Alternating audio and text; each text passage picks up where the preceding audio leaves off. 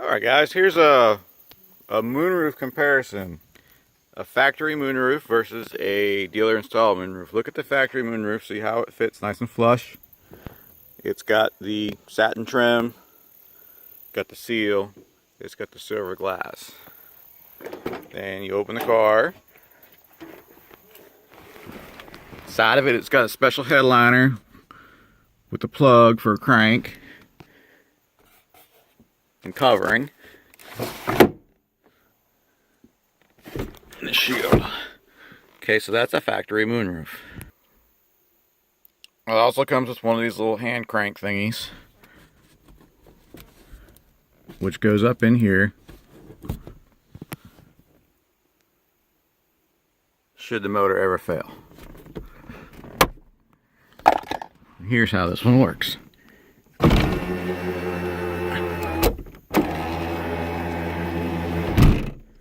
Of course, that has a window turbo on it, so it's like a guillotine. So this is a factory moonroof installed by GM. Here you have a dealer installed moonroof. Notice the trim is chrome. Notice that it sits higher, it's not flush.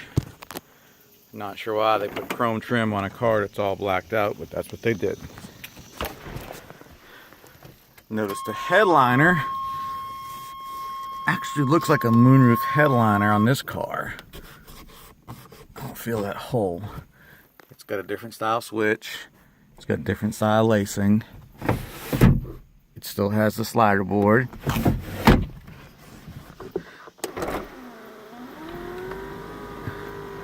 Of course, it works archaically slow. This one does not have a window turbo or window racer on it.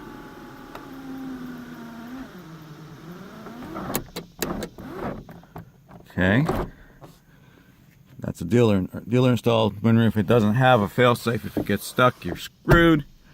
I've been told this is a Webasto. Not sure if there's any truth to that or not. And I've also been told that this actually takes away from value of one of these cars because it is not a dealer or not a factory installed item. Here is another variant of a dealer installed moonroof, and look at this one. This one actually has some black trim, which actually makes sense on this blackout T-type.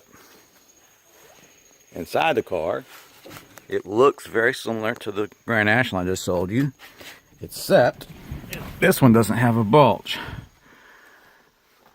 So it looks like this one actually has a hardtop headliner that has been modified, and it works much the same. One thing I didn't show on the other one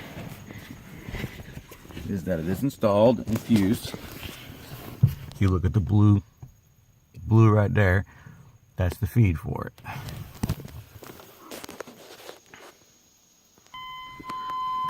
This one here does have a window racer.